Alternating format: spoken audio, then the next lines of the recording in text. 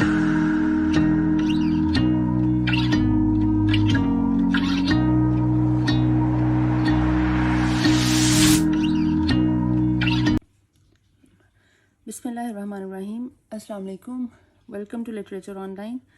तो आज हम करने वाले हैं वेटिंग फॉर गोडो। ये सैमुअल बेकेट ने लिखा था। सैमुअल बेकेट जिसका पूरा नाम था सैमुअल बार्कले बेकेट, ठीक है। 20th सेंचुरी का ये एक प्ले है और इसको सबसे पहले इसको फ्रेंच लैंग्वेज में लिखा गया था। सैमुअल बेकेट ने लिखा था जिसका नाम लिखा था एन अटेंडेंट गोडो, ठीक है। NEN मैं यहाँ पे आपको लिख देती हूँ, एन अटेंडेंट गोडो। ये फ्रेंच लैंग्वेज में जब लिखा था तो ये 1948 में लिखा था और उसके बाद जब इसको इंग्लिश में ट्रांसलेट किया है तो इसको 1953 में इंग्लिश में किया गया। 1953 में वेटिंग फॉर गोडो के नाम से इसको इंग्लिश में ट्रांसलेट किया गया। और ये सबसे पहले जब ये जो प्रेजेंट किया गया था थिएटर में तो लेफ्ट बैंक थिएटर नाम था पेरिस में, वहाँ पे ये प्ले जो है वो पेश किया गया था सबसे पहले। अच्छा, अब ये बहुत ही अजीबोगरीब किस्म का, मतलब आप लोग पढ़ेंगे तो आप लोग कहेंगे पता नहीं क्या ये बेकेट का दिमाग खराब हो गया था, ये क्या था कि उसने अजीबोगरीब सा प्ले लिखा है जिसका कोई ना कोई सिर है, ना कोई पैर है, ना कोई एंडिंग होती है। जहाँ पे शुरू होता है ये वहीं पे ही खत्म होता है, ठीक है। उसके बीच में कुछ चीजें होती हैं लेकिन वो रिपीट हो रही हैं और उन चीजों की सिग्निफिकेंस है, लाइक जो इवेंट्स हो रहे हैं, जो इंसिडेंट्स हो रहे हैं, जो लोग हैं, उनकी अपनी एक सिग्निफिकेंस है इस प्ले में, ठीक है। अब इसमें जो थीम्स आते हैं इस प्ले में वो हैं आपके वेटिंग। सबसे बड़ा थीम है इंतजार का, उसका नाम भी प्ले का वेटिंग फॉर गोडो है कि गोडो एक इंसान है, एक सर्वाइवर है, एक मिस्टीरियस सा इंसान है जिसका वेट कर रहे हैं दो लोग, ठीक है, व्लादिमीर एंड एस्ट्रेगन।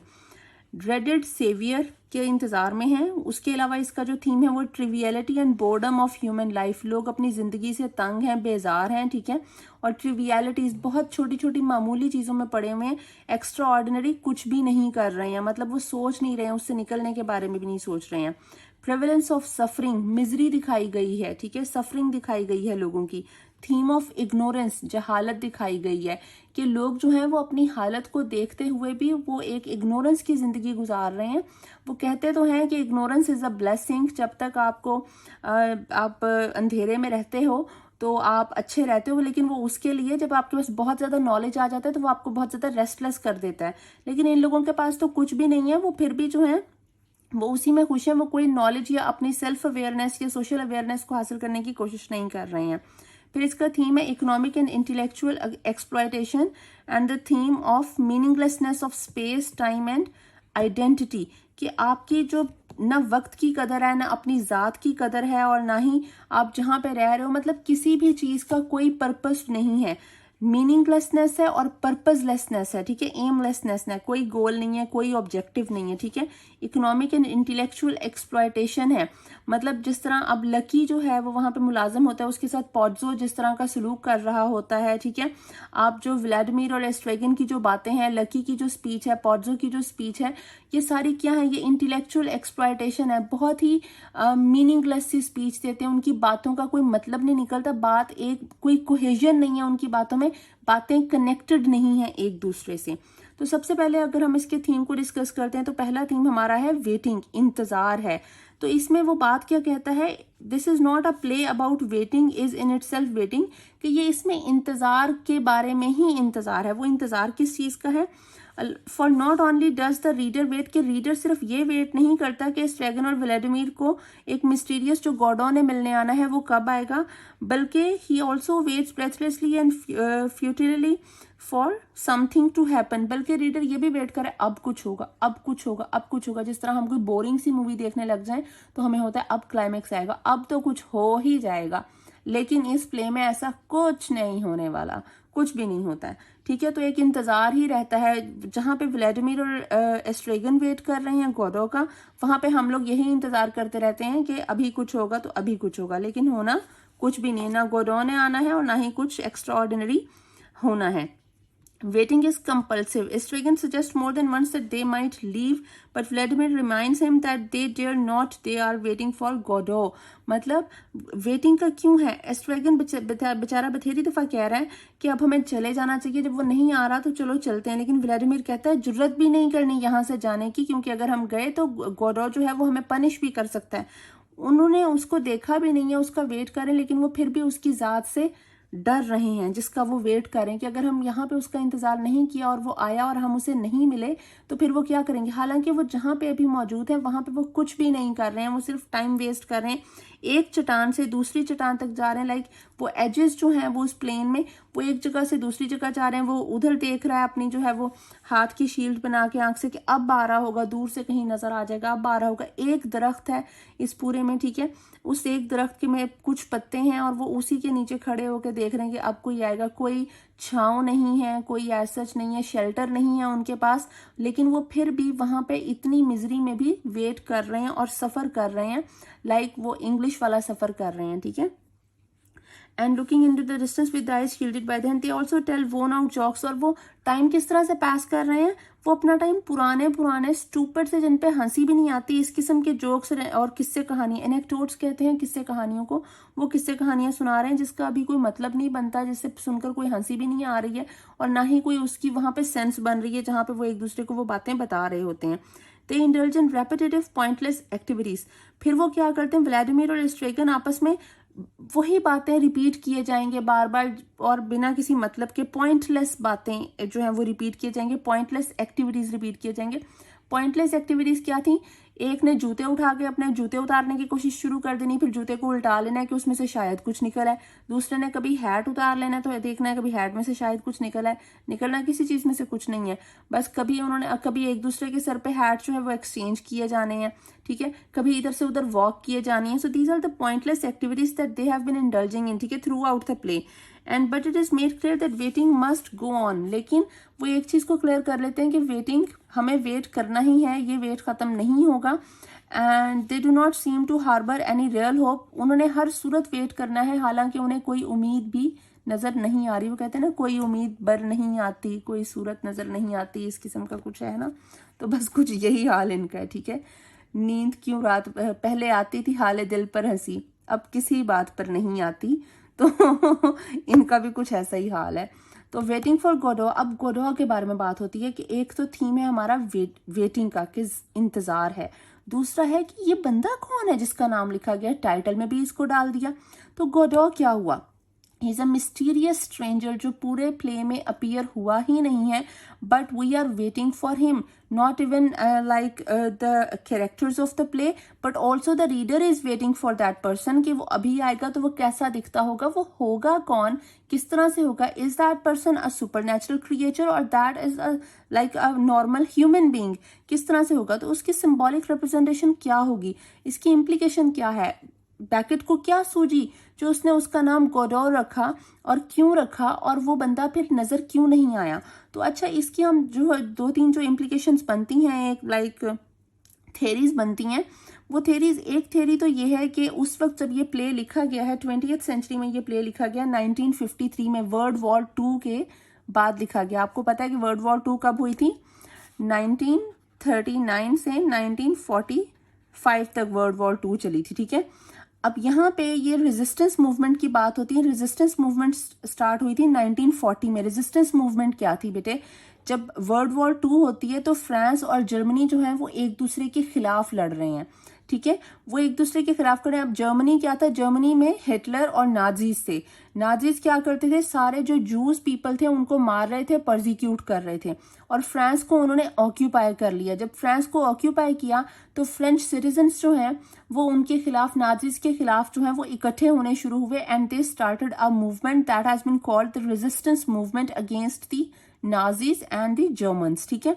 तो ये हमारी रेजिस्टेंस मूवमेंट थी। तो एक तो थ्योरी ये बनती है कि ये जो आदमी हैं, जो ये दोनों व्लादिमीर और एस्ट्रेगन हैं, ये दोनों फ्रेंच सिटीजन्स हैं, ठीक है, फ्रांस के, और ये किसी एजेंट का वेट कर रहे हैं, जो एजेंट ने उनको कहा था कि तुम लोग मेरा यहाँ पे वेट करना और फिर हम आगे का लाया अमल तैयार करेंगे, या हम प्लान करेंगे कि हमने किस तरह से कुछ करना है, ये चीजों को लेकर चलना है, या अपने आप को बचाना है फ्रॉम दी नाजीज। तो एक तो ये थ्योरी है कि वो कोई वो था और फिर ये उसका इंतजार करते रहे और ये नहीं आए, ठीक है, कि ये दोनों फ्रेंच सिटीजन्स थे फ्रांस के, ठीक है, और जर्मन से बच रहे थे, नाजी से बच रहे थे। दूसरी थ्योरी इसके बारे में ये है कि that person can be a divine saviour. Divine saviour क्या होगा? अल्लाह ताला की तरफ से कोई ऐसा भेजा गया इंसान जो कि इंसानियत को बचाने के लिए आया होगा, जो कि इनकी मदद के लिए आएगा, ठीक है। ये वेट कर रहे हैं कि कोई हमारे लिए आएगा और हमें इस मिजरी से, इस सफरिंग से निकालेगा। अब क्योंकि ये हमें डिवाइन सेवियर क्यों लग रहा है? क्योंकि वो गोडो खुद ही, जब ये व्लादिमीर स्ट्रेगन बात कर रहे होते हैं तो वो खुद कहते हैं कि हमें नहीं पता कि we did not request Godot to do anything definite for them all, that was did was to make a sort of vague prayer और सप्लिकेशन टू हिम। वो कह रहे हैं हमें नहीं पता कि उसने आना है नहीं आना है, हमारी कभी उससे बात भी नहीं हुई, हमने तो सिर्फ दुआ की थी। We didn't even request him to come and save us, हमने तो सिर्फ दुआ की थी कि वो आ जाए और अब हमें है कि वो यहाँ पे आएगा और हम उसका वेट कर रहे हैं। दूसरी बात ये कि गॉडो, उसने जो वर्ड यूज किया है तो गॉड से उसने गॉडो उसको बनाया, and Godot is too clear to be missed, मतलब उसकी जो गॉड और गॉडो की जो रिजेम्बलेंस है, it's too clear to be missed, ठीक है। And moreover the tramps are also afraid of Godot. और दूसरी बात ये कि जिस तरह हम अल्लाह ताला से डरते हैं, जो क्रिश्चियंस हैं वो क्राइस्ट से डरते हैं कि हम लोग कोई गलत काम नहीं करें, हर जो मजहब है उसके लोग जो है वो अपने खुदा से डरते हैं, बिल्कुल उसी तरह ये जो दोनों लोग हैं व्लादिमीर स्ट्रेगन, ये भी उससे डरे हैं। अच्छा, ये ट्रैम्प्स लफ्ज यूज हुआ है, तो tramp is a person who travels on foot, मतलब ये पैदल चल रहे हैं, इनके पास कोई कन्वेंस नहीं है, कुछ नहीं, बेचारों ने जहां पे भी जाना है they have to travel on foot, ठीक है। और दूसरा, इनको ये भी डर है कि अगर हम गॉडो का वेट नहीं करेंगे तो हमें पनिशमेंट मिल सकती है, and that punishment can be anything, ठीक है, जिससे इनको डर लग रहा है, they are afraid of him. अच्छा, ये आपका गॉडो की थ्योरी होगी। उसके बाद है मीनिंगलेसनेस ऑफ लाइफ, बेटे, कि इसमें उसने बैकेट ने बताया है कि उस जमाने में ये जो लाइफ है, जो मतलब वो जो वर्ल्ड वॉर 2 के बाद का जो थोड़ा दौरानिया है, उसने लोगों पे असर क्या डाला, इतनी ज्यादा पर्पसलेसनेस और मीनिंगलेसनेस आ क्यों गई। जो जंग होती है, देखिए पहले वर्ल्ड वॉर 1 और वर्ल्ड वॉर 2 में बहुत कम अरसे का फर्क है, ठीक है, गैप बहुत कम है। जब इतनी ज्यादा जो है वो स्टेबिलिटी नहीं होती है, ठीक है, और इस तरह से हालात होते हैं, इतनी ज्यादा मतलब किलिंग्स होंगी, ब्लड शेड होगा, ठीक है, सोसाइटी स्टेबल नहीं होगी, इकोनॉमी स्टेबल नहीं होगी, लोगों को अपनी जान के लाले पड़े हुए होंगे कि पता नहीं आगे भी वर्ल्ड वॉर हो जाती है, कुछ हो जाता है, हमने बचना है कि नहीं आना, ठीक है। प्लेग है, बीमारियां बहुत सारी उसकी वजह से हुई थी, ठीक है। तो इन सब चीजों की वजह से जो है वो आपकी जो जिंदगी का जो एक मकसद होता है, आप कहीं ना कहीं उसको लूज करना शुरू कर देते हो। So this meaninglessness of life is also a theme of this play, ठीक है। इस जब मीनिंगलेसनेस होगी, जब आपके पास कोई पर्पज ही नहीं होगा, आपको कुछ समझ नहीं आएगी कि आप कर क्या रहे हो दुनिया में, क्या मरने के लिए आए थे यहाँ पे, क्या आपकी जिंदगी का मकसद है, तो क्या होगा, आप में की जो जिंदगी की जो ह्यूमन एक्टिविटीज हैं वो आप ट्रिवियलिटीज में टाइम जाया करना शुरू कर दोगे। आप अपनी अकॉम्प्लिशमेंट्स, गोल्स और अचीवमेंट्स के बारे में नहीं सोचोगे, क्योंकि आप लॉन्ग टर्म प्लान नहीं कर रहे हो वहां पे, ठीक है। आप क्या होगे, आपको बोर्डम फील होगा, आपको लगेगा, आपको फ्रस्ट्रेशन होगी, ठीक है, आप तंग आ जाओगे। वो कहते हैं ना, मैं फेड अप हो गया हूँ, मैं फ्रस्ट्रेट हो गया हूँ, आई एम बोर्ड, ठीक है, कि क्या लाइफ है, ठीक है। जिस तरह आजकल का भी मौसम हुआ हुआ है, बहुत ही आवाजार किस्म का है ना, ठीक है, इंसान बेजार हुआ हुआ इंसान तो बिल्कुल वही कुछ किस्म की हालत है। Lack of significance in life and the constant suffering which existence is, कि अपनी जो एग्जिस्टेंस है, अपने होने का एहसास ही आपके लिए एक बहुत बड़ी सफरिंग है, एक बहुत बड़ी, आपको लगता है कि ये मेरे लिए बड़ी बीमारी है, मैं नहीं जीना चाहता, ठीक है। मतलब आप जिंदगी से खौफजदा हो गए हो, आपकी लैक ऑफ सिग्निफिकेंस, आपको जिंदगी का मकसद नजर नहीं आ रहा है, ठीक है। अब ये आपको कहाँ से पता चलता है, ये जो हॉलोनेस है, खालीपन है, इनसिंसियरिटी है, and most social intercourse. Social intercourse के मतलब लोगों का आपस में ताल्लुक, सोशल इंटरेक्शन, सोशल बॉन्डिंग, ठीक है, वो बिल्कुल नहीं है, ठीक है। स्ट्रेगन जो है वो व्लादिमीर से क्वेश्चन करता है, दोनों एक दूसरे को कॉन्ट्राडिक्ट भी करते हैं, दोनों एक दूसरे को गालम गलोच भी करते हैं, और फिर एंड में दोनों आपस में दोस्त भी बन जाते हैं विदाउट एनी सीरियस मीनिंग और इंटेंशन, मतलब उनके पीछे कोई वजह नहीं, कोई कुछ नहीं है, ठीक है, एवं सा मतलब सारा कुछ चल रहा है। All these devices are employed to one end to the end of the making their waiting for Godot less unbearable। मतलब ये सारा कुछ जो वो सोशल इंटरेक्शन दिखा रहा है, मतलब व्लादिमीर और स्ट्रेगन के दरमियान जो बातें दिखा रहा है, लड़ाइयाँ दिखा रहा है, खामोशी दिखा रहा है, वो सारा कुछ गोडो के इंतजार में हो रहा है, ठीक है। उसके इंतजार को थोड़ा सा कम अनबेयरेबल करने के लिए हो रहा है। वरना तो आप देखिए ना, अगर ये सारा कुछ नहीं होता तो हम लोग तो बहुत ही ज्यादा उकता जाते हैं। हम तो 2-3 पेजेस पढ़ते हैं, हम कहते हैं भाई ये तो कुछ नहीं आना, फिर हम थोड़ा सा और पढ़ते हैं और फिर हम कहते हैं भाई ये पढ़ने के काबिल नहीं है, देखने के काबिल नहीं है प्ले, ठीक है। तो उसी तरह से Estragon takes off his boots, gropes inside them and shakes them out expecting something to fall out of them but nothing happens. जैसे मैंने आपको पहले बताया कि स्ट्रैगन जो है वो बार बार अपने बूट्स उतारता है पूरे प्ले में, उनको ऐसे ऐसे करके खंगालता है कि इसमें से कुछ निकल आएगा, निकलना क्या है। और वो बूट्स उसको तंग भी कर रहे हैं, उसके पाँव में जख्म हो रहे हैं, उसके पाँव में जब वो एक दफा पहन लेता है तो वो बूट उतार नहीं सकता है, वो बूट्स इतने ज्यादा पेनफुल हैं उसके पाँव में, ठीक है। और द वेरी एसेंस ऑफ, और व्लादिमीर जो है वो यही चीज अपने हैट के साथ करता है कि वो बार बार अपने सर से हैट उतारता है, उसको ऐसे उल्टा करता है, उसके बाद दोबारा पहन लेता है कि कुछ नहीं गिरा, थोड़ी देर बाद फिर उतारता है, फिर हैट उतार देते हैं। The very essence of boredom and triviality is concentrated in the scene in which Estragon and Vladimir repeatedly put on and take off the 3 hats, their own and Lucky's hat। जब ये lucky यहाँ पे आता है तो lucky, एस्ट्रेगन और Vladimir एक दूसरे के साथ तीनों अपने हैट एक्सचेंज करने लग जाते हैं, ठीक है। तो ये जो है ये ट्रिवियलिटी कहते हैं बहुत ही मामूली किस्म की बातों को, छोटी छोटी चीजों को, ठीक है। It is the utter lack of meaning which drives Estragon and Vladimir to thoughts of suicide, but the word of this play is one in which no significant action is permitted. मतलब वो कहता है कि जिंदगी इतनी बेमकसद सी हो गई थी कि वो सुसाइड के बारे में भी सोचते हैं, लेकिन क्योंकि इस प्ले में इस तरह का कोई भी सिग्निफिकेंट एक्शन बैकेट ने नहीं दिखाया है कि कोई सुसाइड करेगा या कोई कुछ करेगा। उसने पूरा जो प्ले है वो लोगों को समझाया है कि कितनी ट्रिवियल थॉट प्रोसेस और कितना ट्रिवियल माइंडसेट जो है वो उस वक्त के लोगों का हो चुका था और वो किस चीज में अपनी जिंदगी गुजार रहे थे। ये बेसिकली उसने मिजरी दिखाई है उस जनरेशन की, उस पीरियड की थोड़ी सी, ठीक है, कुछ लोगों की। द थीम ऑफ सफरिंग, अब सफरिंग, अब पूरा प्ले जब आप पढ़ रहे होते हैं, देख रहे होते हैं, तो इसमें आपको बहुत ही इनकी हालत पे तरस आएगा कि क्या जिंदगी है, ये क्या कर रहे हैं, इनके साथ क्या हो रहा है यहाँ पे। तो one of those themes is suffering, कि वो लोग सफर कर रहे हैं, बहुत मिजरेबल लाइफ गुजार रहे हैं, वो पेन में है, ठीक है। This suffering is an inseparable part of the human condition. Vladimir and Estragon suffer intensely and incessantly, बहुत ज्यादा सफर कर रहे हैं। व्लादिमीर जो है वो बेचारा हंस नहीं सकता है क्योंकि उसको पेन होती है। एस्ट्रेगन जो है वो उसके पाँव जो हैं वो बहुत ज्यादा दर्द कर रहे हैं, लेकिन वो क्या करे कि उसको वही बूट्स पहने, हालांकि वो बूट्स उसे तंग है, वो उसके लिए एक फिजिकल टॉर्चर है एस्ट्रेगन के लिए। They have nowhere to rest their head, उनके पास कोई ऐसी जगह नहीं जहां पे वो लेट सकें, अपने आप को थोड़ा उनके सर को सपोर्ट मिल सके। मैंने आपको पहले बताया एक दरख्त है, एक वो छोटी सी क्लिफ सी है और उसके अलावा कुछ नहीं है। वीडियोस इसकी जो है वो यूट्यूब पे बहुत सारी पड़ी हुई हैं, वेटिंग फॉर गोडोर की, आप उनमें से कोई भी देख सकते हैं तो आपको थोड़ा आइडिया हो जाएगा कि वो जो उन्होंने किस तरह से उसको दिखाया गया, ठीक है, जगह को। Estragon is beaten daily by some gang of ruffians without his providing them any sort of provocation. Estragon बेचारा कुछ नहीं करता, फिर भी डेली कुछ लोगों से मार खा के आता है और अगले दिन वो कहता है कि मेरे यहाँ दर्द हो रही, वहां दर्द हो रही, ऐसे मारा वैसे मारा। और व्लादिमीर जो है वो उसको दोबारा से कंसोल कर रहा होता है, like this is their routine, ठीक है, on daily basis. They have nothing to eat either except carrot, turnip and radish. उनके पास खाने को कुछ नहीं है सिवाय कैरेट के, टर्निप के और रेडिश के, आपको भी पता है, और ये भी बिल्कुल मतलब खराब हो चुकी हैं, ठीक है, ये सही नहीं है, फ्रेश नहीं है ये वाली भी। ये उनकी पॉकेट्स में थोड़ी थोड़ी निकालते हैं और थोड़ी सी खा लेते हैं, 1 बाइट करते हैं, 2 बाइट करते हैं और फिर रख लेते हैं उसको पॉकेट में। इसके अलावा उनके पास खाने के लिए कुछ नहीं है। So this is all suffering. आप देखें कि उनकी क्या हालत है। Vladimir pretends to like this much as he eats. Vladimir जो है वो मतलब प्रिटेंड करता है कि ठीक है मुझे अच्छा लग रहा है, मैं खा रहा हूँ, ये मुझे यही अच्छा लगता है, बट लेकिन एस्ट्रेगन जो है वो कन्फेस करता है कि मैं जितना खाता हूँ उतना ही मेरे लिए इसका टेस्ट अनबेरेबल होता जा रहा है, मुझसे नहीं खाया जाता।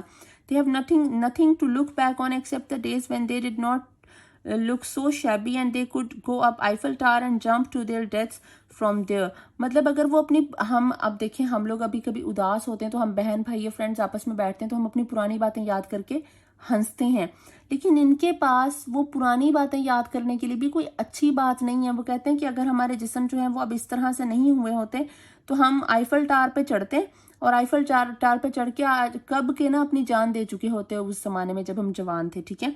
मतलब अब तो हमें आईफल टावर पे चढ़ने की भी हिम्मत नहीं रही है, लेकिन अगर हम तब चढ़ते तो तब हम अपनी जान दे चुके होते। Even those days were far from happy otherwise for Estragon even then tried putting an end to his life by jumping into, मतलब वो अपनी अभी भी जिंदगी का सोचते हैं तो वो कहते हैं कि हमारी जिंदगी में तो तब भी खुशी और सुकून था ही नहीं, हमारी जिंदगी में तब भी ऐसा कुछ नहीं था कि हमें जीने की वजह मिलती थी, have no reason to live, ठीक है। कि एस्ट्रेगन ने तो उस जमाने में भी जो रिवर रोन था उसमें उसने जंप कर दिया था, ही डाइव्ड इनटू इट, ठीक है, to put an end to his life. लेकिन Vladimir fished him out, Vladimir ने उसको बचा लिया था। और बेसिकली इन दोनों की दोस्ती भी तभी हुई थी जब व्लादिमीर ने एस्ट्रेगन को बचाया था। Estragon wistfully recollects that he once plan to go to the holy land. अब एस्ट्रेगन एक और मजे की बात बताता है, मतलब आप इनकी अकल की वो देखें कि इनको ये नहीं पता कि बाइबल पढ़ रहे हैं, बेसिक कहने को ये क्या है, क्रिश्चियंस हैं, ठीक है, बाइबल पढ़ते हैं, बाइबल में तस्वीरें भी होती हैं ना, वो साथ में होती हैं। तो उसमें हॉली लैंड की तस्वीर थी जिसमें डेड सी था, ठीक है। वो उसे अच्छा लगा तो वो कहता है कि मैं हनीमून पे मैं हॉली लैंड में जाऊंगा डेड सी देखने, क्योंकि उसका कलर बहुत अच्छा था तस्वीर में, ठीक है, डेड सी का। तो मतलब वो एक सेक्रेड प्लेस को हनीमून के लिए सोच रहा है, प्लान कर रहा है। The hopeless ordeal of waiting for Godot and the desperate devices which must be employed to make time pass are never nerve racking, ठीक है। मतलब आपका जो इंतजार है वो खत्म ही नहीं हो रहा है। Each day appears to end like its predecessor with the message that Godot won't be able to visit them that evening but would surely। हर दिन कैसे खत्म होता है कि गोडो कल आएगा, लेकिन वो कल कभी भी नहीं आती है, ठीक है। This suffering pervades the episode of Lucky and Pozzo also। Lucky gives expression to the human condition by dancing what he styles the dance of the net. जो लकी है वो अपने जो डांस करता है उसका नाम वो डांस ऑफ द नेट रखता है। ये नेट क्या कौन सा नेट है, ये इकोनॉमिक नेट है। उसके पास रहने को कुछ नहीं, वो एक जाल में फंसा हुआ है, एक पिंजरे में बंद है। वो पिंजरा क्या है, उसकी इकोनॉमिक कंडीशन ये पिंजरा है, ठीक है, जिससे वो निकल नहीं सकता है। वो उसके अंदर कन्फाइंड है, जिसकी वजह से he has to follow certain rules and regulations and he has to follow the orders, ठीक है। In Act 2, both Lucky and Pozzo have suffered great physical affliction।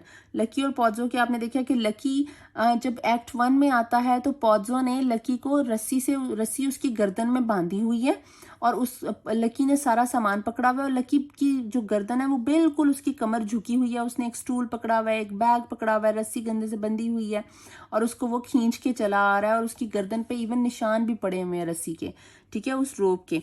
और जब सेकेंड एक्ट होता है तो पॉज़ो इज ब्लाइंड। लकी आगे चल रहा है, पॉज़ो उसके पीछे चल रहा है। वो रस्सी अभी तक लकी की गर्दन में ही है, लेकिन अब क्या है, अब पॉज़ो पीछे चल रहा है क्योंकि he is dependent on lucky. लेकिन लकी के जहन में तब भी नहीं आता कि भाई ये अंधा हो गया है, मैं अब इसको छोड़ के जा सकता हूँ। वो तब भी नहीं उसको छोड़कर जाता, वो उसी हालत में फिर भी उसके साथ ही चला आ रहा है। मतलब उसने आपको अगर अपॉर्चुनिटी मिल भी रही है अपनी मिजरी खत्म करने की, उसने वो तब भी नहीं की है। अगर व्लादिमीर और एस्ट्रेगन जो है वो सोचते हैं कि भाई गोडो नहीं आ रहा है तो वो छोड़ के जा सकते थे, वो अपना इंतजार वहां पे खत्म करते और वो या फिर वो अपनी जगह ही बदल लेते वहां से कि हम यहाँ पे नहीं आ रहा है तो वहां जाके वेट कर लेते या हम किसी से पूछ लेते हैं। But they never did anything like that. वो क्यों? क्योंकि वो जो हालत में, वो कहते हैं ना, जिस हालत में हो उसी हालत में उन्होंने उस चीज को एक्सेप्ट कर लिया, यूज टू हो गए। वो अपनी हालत को चेंज करने की कोशिश नहीं कर रहे हैं। वो एक शेर भी है, खुदा ने आज तक उस कौम की हालत नहीं बदली, ना हो ख्याल जिसको आप अपनी हालत के बदलने का। तो जिनको अपनी हालत के बदलने का ख्याल ही नहीं है, उसने कहाँ से अपनी हालत बदलनी है। तो बिल्कुल यही कंडीशन इनकी, और इसीलिए इनकी ये सफरिंग जो है वो खत्म नहीं हो रही है, ठीक है। Although he still abuses Lucky and calls him pig and orders him about in reality being blind, he is absolutely at Lucky's mercy। ये वही बात हो रही कि वो लकी को गालियां देता था, उसे पिग भी कहता था, और इवन जबकि वो ब्लाइंड था और वो लकी पे डिपेंड कर रहा था, लेकिन वो तब भी वो यही कुछ ही उसके साथ सलूक कर रहा था। It is Pozzo who expressed the misery of the human lot in the striking metaphor of the birth astride a grave, and the worst of it is that the suffering is both purposeless and without the consolation of hope for end। ये जो suffering है वो कहते हैं ना, बुरे वक्त के बाद अच्छा वक्त आ जाएगा, लेकिन इनका ये जो बुरा वक्त है, इस बुरे वक्त के बाद भी कोई अच्छा वक्त नहीं है, कोई पर्पस नहीं है, इसके पीछे कोई ऐसा नहीं लिखा हुआ कि अगर आज ये सफ़र करेंगे तो चलो कल जो है वो कहते हैं ना, आज मेहनत कर लोगे तो कल इसका फल मिल जाएगा। लेकिन इनके इस सफरिंग का कोई फल नहीं है, and without the consolation of a hope for end, और ना ही कोई उम्मीद है इन्हें। A theme related to that of suffering is one of the ignorance and the untrustworthiness of memory.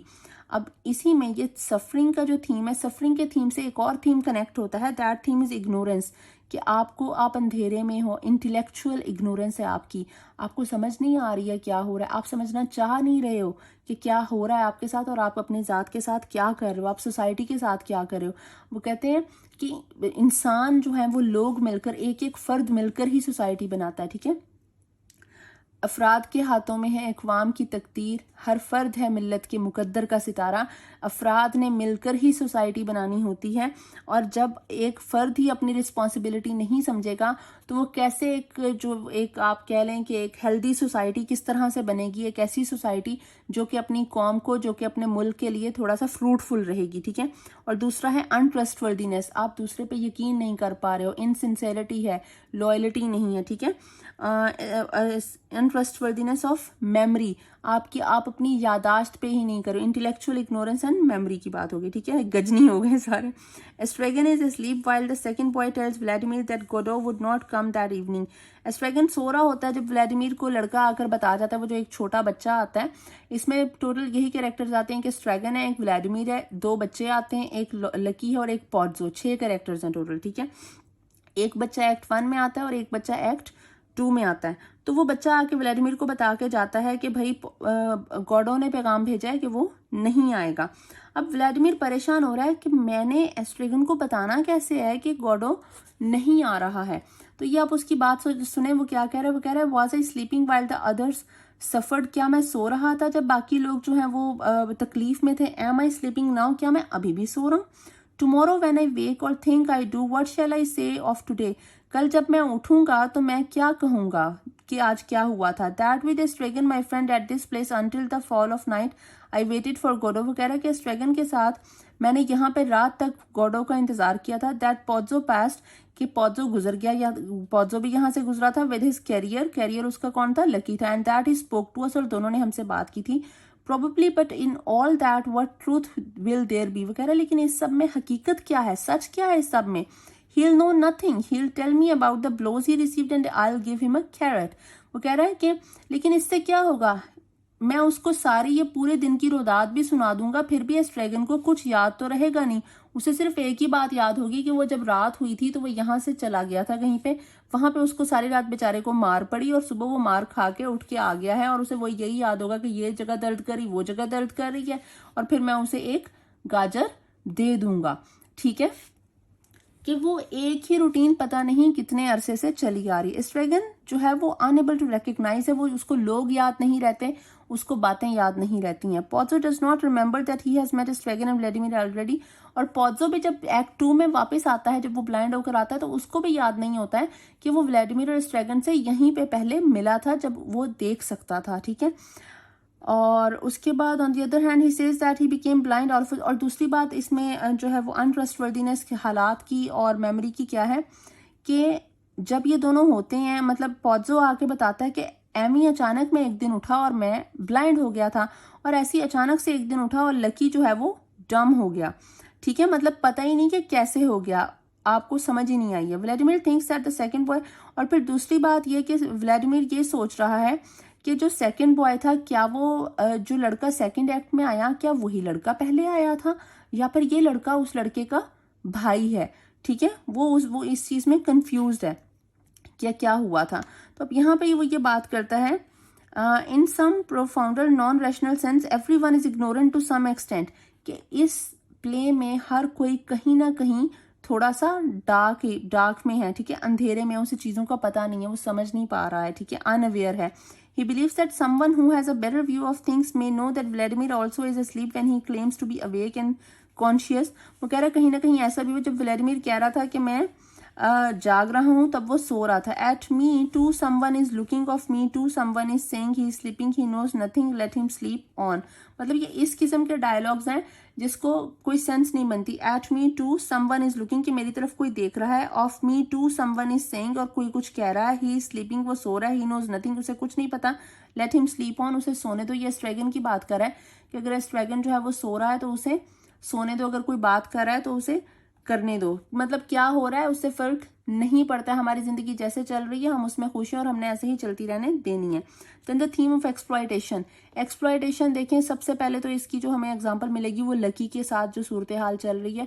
तो लकी की कंडीशन, लकी को एक्सप्लॉयट किया जा रहा है क्योंकि उसके पास फाइनेंसेस नहीं है, ठीक है। The theme of exploitation is only implicit in the main story, but it is explicit in the episode of Pozzo and Lucky. All the fine words Pozzo now speaks are derived, he confesses, from Lucky. जितने भी पॉज़ो अच्छे words बोलता था वो कहाँ से लेता था? लकी से लेता था, क्योंकि वो दिखाया गया कि लकी के पास चाहे जो है वो फाइनेंस नहीं था, चाहे वो उसका सर्वेंट था या जो भी था, लेकिन उसके पास थोड़ी बहुत अकल थी जो कि सेकंड एक्ट में वो भी चली गई, ठीक है। और ये जो वर्ड बोलता था उसको पॉज़ो अपने आप को बहुत ज्यादा लर्न शो करने के लिए वो उसके वर्ड लिया करता था। Yet he holds lucky on, क्योंकि पॉज़ो बोलता कम था, वो ज्यादा क्या करता था कि लकी अब डांस करेगा, लकी अब स्पीच देगा, लकी अब ये करेगा, लकी वो लकी को यूज करता था। Lucky has been so debased by the cruel treatment that he gives a vicious kick to Estragon. जब लकी को वो हड्डी नहीं मिलती है, जब पॉज़ो जो है वो हड्डी खाकर, वो बोटी खाकर हड्डी फेंक देता है और वो लकी की बजाय जो है वो स्ट्रैगन उठा लेता है और लकी जो है वो रोना शुरू हो जाता है। तो स्ट्रैगन उसको चुप करवाने के लिए जब आता है तो लकी को ये चीज भी नहीं बर्दाश्त होती कि ये मुझे चुप क्यों करवा रहा है। तो लकी क्या करता है? लकी स्ट्रैगन को मारता है किक और स्ट्रैगन जाकर दूर गिरता है, ठीक है। जब वो गिरता है तो उसमें जो है वो लकी को, मतलब लकी को सिंपैथी की आदत नहीं है, इतना एम्फेटिक होने की आदत नहीं, तो वो बेचारा क्या, उसने स्ट्रैगन को ही मार दिया। और उसके बाद अब स्ट्रैगन तो उसके आंसू साफ करने आ रहा था लकी के, पर स्ट्रैगन को पड़ गई टांग, ठीक है, तो वो जाके गिरा दूर। Now having drive from Lucky all that he had to give, Pozzo is planning to sell him at a fair. फिर दूसरी बात ये कि मतलब इतनी इस तरह का सलूक होता रहा है, बेचारे को हड्डी भी खाने को वो उसका दिल करेगा पॉज़ो का तो इसको देगा, वरना वो हड्डी भी उसको नहीं मिलेगी। दूसरी चीज ये कि अब लकी जो है वो बूढ़ा हो गया, लकी बूढ़ा हो गया तो पॉज़ो कह रहा है कि वैसे हल तो ये बनता है, इसके साथ जो ये डिजर्व करता है वो तो ये है कि इसे मार दिए जाना चाहिए। एक कुत्ते की भी जो अहमियत होती है वो इससे ज्यादा है, लेकिन क्योंकि ये बूढ़ा हो गया है, इसने मेरा इतना काम किया, तो एक काम करता हूँ इसे आगे बेच देता हूँ। वो एक मेले में जा रहा है अब लकी को लेकर, जहां पे वो इसको सेल करेगा छोटे मोटे पैसों के इवेज। और वहां पे आप देखें लकी के साथ और कितना सलूक बुरा होगा, क्योंकि वो ऑलरेडी बहुत ज्यादा मतलब वो एग्जॉस्टेड भी है और उसकी एज भी नहीं रही है, उससे काम नहीं हो रहा, बिल्कुल उसकी जो वो कमर है वो झुक गई है, ठीक है। And the net in which Lucky believes himself to be caught is an economic one, ये मैं आपको पहले बता चुकी हूँ। And the exploited become so demoralised that they are unable to offer any resistance to the exploiters. मतलब जो exploited हैं वो इस हद तक डीमोरलाइज्ड, डीबेस्ड और डीह्यूमनाइज्ड हो चुके हैं कि बेचारे अब रेजिस्ट भी नहीं कर रहे हैं एक्सप्लॉइटर्स के आगे, ठीक है। मतलब जो अमीर अवाम है वो अमीर अवाम के आगे ये लोग कुछ भी नहीं कर रहे हैं। जो सलूक उनके साथ किया जा रहा है वो कह रहे हैं बस हम ठीक है, इसी पे खुश रहेंगे, हमारे साथ जो हमें अच्छा चाहिए भी नहीं है, ठीक है, वो उसके लिए कुछ नहीं करें। Pozzo state that it was just once that Lucky failed to obey a command of his. Even when Pozzo has become blinded Lucky does not have the guts to free himself from his enslavement. तो अब के lucky जो है वो, जब उसके पास पॉज़ो blind भी हो गया, लकी के पास अपॉर्चुनिटी थी कि वो खुद की जान बचा ले, लेकिन उसने नहीं किया, वो इनस्लेव्ड ही रहा, क्योंकि वो गुलामी में ही अपने आप को एक चीज वो एक्सेप्ट कर चुका है अपने आप को। अच्छा, फिर उसके बाद आता है ह्यूमन कंडीशंस की, इसमें बात आती है इस प्ले में, ये भी इसकी एक जो है वो थीम बनता है कि इसमें एब्सर्डिटी है, एलियनेशन है, loneliness, appearance and reality, death, doubt and ambiguity, time and meaning of life, language, meaning, मतलब ये सारे थीम्स हैं जिसमें एक ह्यूमन कंडीशन जो आपकी वो सफरिंग आ रही है, आपकी जो रिलेशनशिप आ रहा है एक दूसरे के साथ, आपकी जो आइसोलेशन है या लोनलीनेस या एलियनेशन है, सोसाइटी से दूर रहना, ठीक है, वो सारी है। We appear to be born without much awareness of ourselves, ठीक है, कि हम हमारे पास इतना नॉलेज नहीं होता अपने आप का, हम आहिस्ता आहिस्ता एक दूसरे को अपने आप को समझने की कोशिश करते हैं, ठीक है। जब हम अपने आप को समझेंगे तो हम कॉन्सेप्ट ऑफ यूनिवर्स को समझेंगे ना, अदरवाइज तो हम दुनिया के मकसद को या यूनिवर्स के मकसद को समझ ही नहीं पाएंगे। However, the concept of human life that we generally acquire may be fraught with illusions. लेकिन हो सकता है कि जब हम वो कॉन्सेप्ट अपना एक समझ रहे हो ह्यूमन लाइफ का, तो वो इल्यूजन्स पे मबनी होता है, हम हकीकत से थोड़ा दूर रह जाएं. ठीक है. Beckett जो है, he dismissed the Christian concept of God and based his concept of the human condition on the assumption that human existence ends in the grave. जो बैकेट है वो थोड़ा सा एथियस्ट था, वो क्रिश्चियन गॉड पे यकीन नहीं रखता था. उसका था कि human existence ends in the grave, वहीं पे खत्म हो जाती, कब्र तक ही इंसान की एग्जिस्टेंस है. That our most monumental achievements are insignificant, कि ये जो हम हासिल करने की कोशिश कर रहे हैं ये बिल्कुल एक इनसिग्निफिकेंट सी चीज़ है. Measured by the cosmic scales of time and space and that human life की जो हम एस्ट्रोनॉमी पे यकीन रखते हैं, तो हम उसके अकॉर्डिंगली जब हम चीज़ों को अचीव करने की कोशिश करते हैं तो it is baseless, it is purposeless and human life without illusion is generally difficult and sad. और अगर इल्यूजन्स इंसान की ज़िंदगी से निकाल दी जाएंगी तो इंसान की जो ज़िंदगी है वो बहुत ही ज़्यादा डिफिकल्ट, मुश्किल हो जाएगी और बहुत ही ज़्यादा सैड हो जाएगी. व्लादिमीर और स्ट्रोगन एक ऐसी दुनिया में रहते हैं विदाउट कंफर्टिंग इल्यूजन्स, जहाँ पे वो उन बेचारों के पास कंफर्टिंग इल्यूजन्स भी नहीं है, मतलब एक दूसरे को दिलासा देने को ख्याल भी अच्छा नहीं है. वो जो हम अक्सर ख्याली पुलाव बना लेते हैं, तो इन बेचारों के पास वो ख्याली पुलाव जितनी भी दिमाग नहीं बचा है, क्योंकि उन्होंने कभी अच्छा देखा ही नहीं है. वो मिजरी और सफरिंग ही देख रहे हैं शुरू से. ठीक है. इसलिए जब एक चीज़ देखी नहीं, आप अगर आप अंधेरे में रहोगे तो आपको क्या पता रोशनी कैसी दिखती है. तो बिल्कुल व्लादिमीर और स्ट्रेगन का हाल भी उन्होंने ऐसा ही दिखाया है कि जिनको खुशी का पता ही नहीं, उनको क्या पता कि खुशी कैसी होती है. जिन्होंने अच्छे हालात देखे नहीं, उनको क्या पता कि अच्छे हालात क्या होते हैं. ठीक है. They live in a world where almost nothing is certain. वो एक ऐसी दुनिया में रह रहे हैं जहाँ पे कुछ सर्टन नहीं है. मैंने आपको बताया कि वर्ल्ड वॉर 2 के ये पीरियड दिखाया गया और वर्ल्ड वॉर 1 उससे कुछ अर्सा पहले हुई थी. 1914 टू 1918 वर्ल्ड वॉर 1 हुई थी. ठीक है. उसके 18-19 साल के बाद जो है वर्ल्ड वॉर 2 हो गई. तो इतना फ्रीक्वेंट, अगर एक बंदा की 40 साल उम्र है तो उसने 2 अगर वर्ल्ड वॉर्स देख ली हैं, तो आप सोचें उसकी ज़िंदगी क्या वो बेचारा सोचता होगा और क्या उसकी ज़िंदगी होगी. They live in a world where violence and brutality can appear at any time. वो ऐसी जगह पे रह रहे हैं जहाँ पे कुछ नहीं पता कि क्या हो जाना है, कहीं पे भी कोई भी किसी को मार देगा. आज जंग शुरू हो जाती है तो वहाँ पे बॉम्ब ब्लास्ट हो जाएगा, कुछ और हो जाएगा. ठीक है. And they live without amenities, find joy in the smallest of victories and are ultimately quite serious about their vague responsibility to wait for this mysterious figure. अब उनके पास रहने का मतलब उनको पता ही नहीं है कि आज जीना है, मरना है, जी क्यों रहे हैं, बस ज़िंदगी गुजार रहे हैं. कटी है उम्र नहीं, गुजारी है ज़िंदगी. तो उम्र काट रहे हैं कि अगर ज़िंदगी के ये 4 दिन हैं तो ये 4 हमने किसी ना किसी तरह से काटने हैं. तो वो जब काट रहे हैं तो वो कह रहे हैं कि अच्छा और तो हमने क्या ही करना है, चलो इसका वेट कर लेते हैं, उसका वेट कर लेते हैं जिसके आने का भी पता नहीं कि उसने आना है कि नहीं आना है. It is a life lived on the razor's edge of hope and sadness.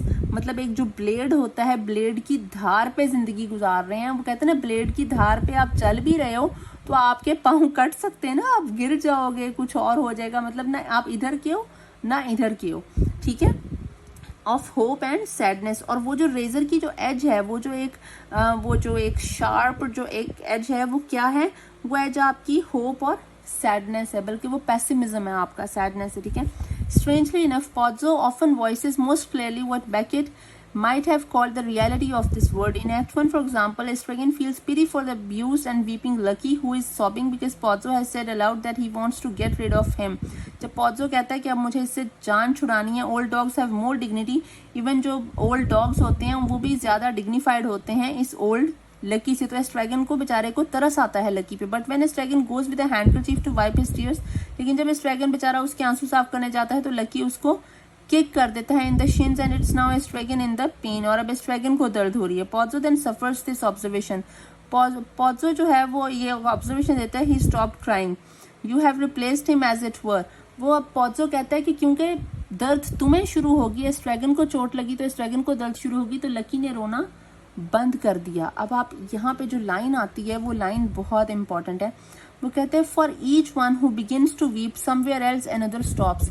इस दुनिया में अगर अभी कोई रोना शुरू करता है तो कहीं कोई रोना चुप कर देता है. यही चीज़ हंसी के साथ है कि अगर एक जगह पे कोई हंस रहा है तो दूसरी जगह पे कोई हंसना बंद कर देगा. अगर अभी यहाँ पे तुम रोना बंद करोगे तो कहीं पे कोई रोना शुरू करेगा. मतलब सब कुछ इंटरकनेक्टेड है, हंसी और दुख, लेकिन कहीं ना कहीं कोई ना कोई रो रहा होगा, ठीक है। Let us not speak well of it either, वो कहता है let us not then speak ill of our generation, कि हमें अपनी जनरेशन की बुराई नहीं करनी चाहिए। It is not any unhappier than it is predecessors, क्योंकि हमें बुराई क्यों नहीं करनी चाहिए कि हमारे से जो पहले के लोग थे उनसे ज़्यादा कहीं बहुत अनहैप्पी नहीं होगी, जितने वो बेचारे नाखुश थे हम भी उतने ही नाखुश हैं। और हमें इसके बारे में कुछ अच्छा भी नहीं बोलना चाहिए, अगर हम बुरा नहीं बोल रहे तो हमें अच्छा भी नहीं बोलना चाहिए अपनी जनरेशन के बारे में। Beckett dismissed what most of us take for granted. He eventually dismissed language itself as a reliable source of security. वो कहता है कि लैंग्वेज भी कोई इतना रिलायबल सोर्स नहीं है। वो लैंग्वेज की बात क्यों करता है? क्योंकि जितनी भी स्पीचेज आई हैं, चाहे पॉज़ो की आई है, लकी की आई है, स्ट्रैगन और व्लादिमीर की जो आपस में कन्वर्सेशन है सारी, उसमें language is not making any sense, ठीक है। वो जो उनके पोइटिक मोनोलॉग्स हैं, much of what Vladimir knows might be as unreliable as Estragon dreams, वो कह रहा है जो व्लादिमीर को पता है वो स्ट्रैगन के ड्रीम्स की तरह अनरिलायबल है। कोई नहीं पता कि इसका जो नॉलेज है वो सही भी है कि नहीं। जो खासतौर पर जो लकी की स्पीच है वो मैंने कहीं पे लिखी भी होगी, मैं अगर एक वीडियो उस पर अलग से बना दूँ, तो वो इतनी ज़्यादा लाइक उसमें लैक ऑफ कोहेजन है, उसमें पता नहीं चल रहा है कि वो क्या बात करे। अभी वो एक बात करे फिर वो दूसरी बात करे, but that is really important. मैं कोशिश करूँगी उस पर वीडियो बनाऊँ और आपको वो लकी की स्पीच लाजमी जो है वो बताऊँ, उसमें काफ़ी सारी चीज़ें आपको क्लियर हो जाएंगी। तो वही वाली चीज़ें वो कह रहे हैं, लैंग्वेज इज़ अनरिलायबल, मतलब इमोशनल इंटेलिजेंस भी कोई चीज़ होती है, आपकी जो इमोशंस होते हैं, इमोशनल अवेयरनेस भी कोई चीज़ होती है। सिर्फ लैंग्वेज जो आप बोल रहे हो वही जो है वो इतनी ज़्यादा आपके मीनिंग कन्वे नहीं करेगी, ठीक है। फिर फ्रेंडशिप या निहिलिज्म आप इसको कह लें। निहिलिस्ट क्या था? बेकेट जो है वो एक निहिलिस्ट था। निहिलिस्ट कौन सा होता है? Someone who believe that there was nothing of value और मीनिंग इन ह्यूमन लाइफ, कि इंसान की ज़िंदगी में कुछ भी इम्पोर्टेंस नहीं रखता है, लेकिन वो अपने इसी कॉन्सेप्ट को कहीं ना कहीं डिनाई करेगा जब वो व्लादिमीर और स्ट्रैगन की दोस्ती दिखाएगा, ठीक है। इनकी दोस्ती एक अलग से थीम है इस प्ले का। तो इनकी दोस्ती कैसे दिखाते हैं? जब स्ट्रैगन रोज मार खा के आता है तो व्लादिमीर उसको कंसोल करता है। स्ट्रैगन से रोज अपने बूट्स नहीं उतारे जाते हैं, he could not take off his boots, क्योंकि वो बहुत ज्यादा तंग है, उसके पाँव में जख्म हो चुके हैं, ठीक है, हिज फीट आर वुंडेड। लेकिन फिर उसको हेल्प कौन करता है? Eventually Vladimir is the person who helps him daily, ठीक है। फिर उसके बाद जब व्लादिमीर को दर्द होती है तो हु कंसोल्स हिम? स्ट्रैगन, ठीक है। जब स्ट्रैगन कुछ भूल जाता है तो उसको कौन याद करवाता है? व्लादिमीर। जब व्लादिमीर बहुत ज़्यादा होपलेस हो जाता है तो उसको कौन जो है वो थोड़ा सा होप देता है? वो स्ट्रैगन देता है। So they are somehow consoling each other, helping each other to wait for Godot, ठीक है। और ये कहीं ना कहीं वो सोसाइटी की एक फाउंडेशन बता रहे हैं कि चाहे सोसाइटी में कुछ भी नहीं है, हालांकि बेकेट बात शुरू करता है निहिलिज्म से कि जिंदगी का मकसद खत्म हो चुका है, लेकिन वो कहीं ना कहीं एक सिंबॉलिक मीनिंग इनकी फ्रेंडशिप में दिखा रहा है कि चाहे हर चीज खत्म हो गई है, लेकिन इंसान का इंसान के साथ जो रिलेशनशिप है it still matters, it still exist, ठीक है। और अगर ये चलता रहेगा तो हम लोग कहीं ना कहीं मतलब हम लोग पहुंच सकते हैं। और अगर आप इसी रिलेशनशिप को स्ट्रॉन्ग कर लो, आप लोग एक दूसरे को जो है वो सपोर्ट करते हो, तो आप लोग वो कुछ कर सकते हो, ठीक है। तो ये चीज़ ये दिखाते हैं। अच्छा, care deeply, they both care deeply for and survive in their inhospitable world. अब ये क्या है? जब स्ट्रैगन सुसाइड करने की कोशिश करता है रिवर रोन में, तो उसे कौन बचाता है? व्लादिमीर बचाता है, ठीक है। और ये इसी तरह से सर्वाइव करेंगे। जो इन हॉस्पिटेबल वर्ल्ड है, जिसमें किसी को भी वेलकम नहीं किया जा रहा है, वहां पे दो लोग अगर एक दूसरे को सपोर्ट कर रहे हैं तो वो एक किस्म का एक दूसरे के लिए सर्वाइवल इंस्टिंक्ट है एक दूसरे का, ठीक है। वो एक दूसरे को सपोर्ट कर रहे हैं सर्वाइव करने के लिए, वो एक दूसरे के लिए हिम्मत बन रहे हैं, इंकरेजमेंट बन रहे हैं एक दूसरे के लिए, ठीक है। व्लादिमीर और स्ट्रैगन जो हम एक दूसरे से लड़ रहे हैं, झगड़ रहे हैं, मिसअंडरस्टैंड हो रहे हैं, इग्नोर कर रहे हैं एक दूसरे को, लेकिन their relationship is clearly tender, लेकिन वो एक दूसरे की केयर कर रही हैं, ठीक है। वो बेकेट जो है वो does not expect us to worry about. Beckett हमें ये नहीं कहता कि भाई तुम लोग परेशान हो या इस बारे में सोचते रहो, वाई दे हैव सेपरेटेड, क्यों अलहदा हो गए थे, रात को स्ट्रैगन क्यों चला जाता है, ठीक है, वो इकट्ठे क्यों नहीं रहते, कब वो आता है कब जाता है, उसने इस बारे में बात नहीं की। He just like described a kind of a relationship between them, ठीक है। I am glad to see you back, I thought you were gone forever। और जब वो एक दूसरे को देखते हैं तो they felt happy to see each other, के शुक्र है अगर मैं भी जिंदा हूँ तो ये भी जिंदा है, तो चलो हमारा कुछ टाइम जो है वो फिर थोड़ा सही गुजर जाएगा। वो जो एक अकेले की जो जिंदगी होती है, वो जो एक आइसोलेशन है, ठीक है, उससे बेहतर है कि कोई एक आपके साथ है, चाहे वो मिजरी में ही रह रहे हैं, लेकिन at least they have each other, ठीक है, they have each others back, ठीक है।